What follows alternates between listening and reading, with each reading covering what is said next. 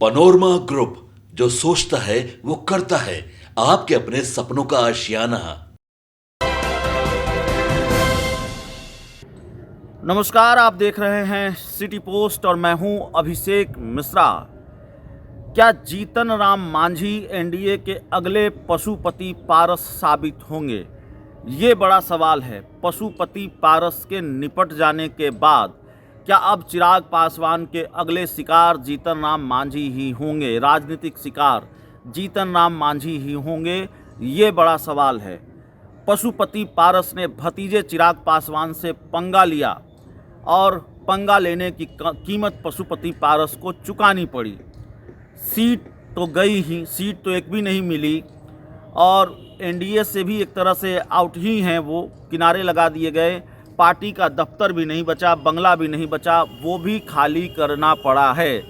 तो जाहिर है पशुपति पारस, जिन्होंने लोजपा के सांसदों को अलग लेकर या तोड़कर अपनी पार्टी अपने साथ मिला लिया था, चिराग पासवान को रातों रात गच्चा दिया था, झटका दिया था, और उसके बाद चिराग पासवान ने भी चुन चुन कर हिसाब किताब चुकता किया है। यह भी बताने की ज़रूरत नहीं है, चाहे वो बीजेपी की मदद से किया हो या बीजेपी नीतीश दोनों की मदद लेकर किया हो। तो खैर, पशुपति पारस को कीमत चुकानी पड़ी चिराग पासवान से दुश्मनी की। क्या जीतन राम मांझी के साथ भी वही होगा जो पशुपति पारस के साथ हुआ है? क्योंकि चिराग पासवान के बारे में ये बात भी कही जाती है, शर्त रख देते हैं। चिराग पासवान की एक कार्यशैली है कि एक म्यान में दो तलवार उनको पसंद नहीं है। वो सामने वाले के सामने शर्त रख देते हैं। बीजेपी के सामने शर्त रख दिया कि भाई चाचा को किनारे लगाइए और तब हमसे दोस्ती होगी।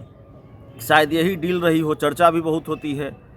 जीतन राम मांझी के लिए भी क्या चिराग पासवान शर्त रख देंगे आने वाले दिनों में कि भाई या तो मांझी जी को रख लीजिए या हमको रख लीजिए? ऐसी चर्चाएं बहुत होती है। जो लोग चिराग पासवान को जानते हैं, चिराग पासवान से जो दुश्मनी करता है या चिराग पासवान से जिसकी दुश्मनी होती है और चिराग पासवान की आंखों में जो खटकने लगता है, तो फिर चिराग पासवान भी हिसाब किताब करीने से चुकता करते हैं।